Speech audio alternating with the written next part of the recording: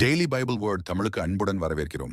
இன்று பிப்ரவரி 26, 2025. நமக்கு எதிராக இராதவர் நம் சார்பாக இருக்கிறார்.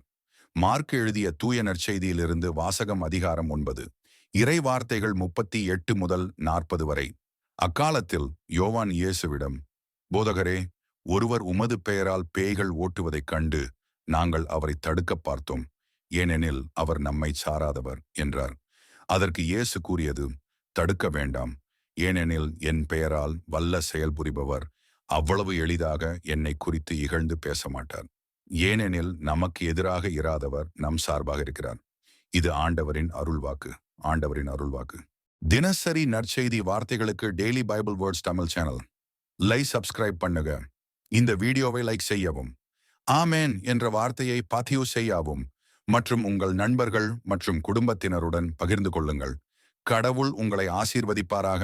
ஆமேன்.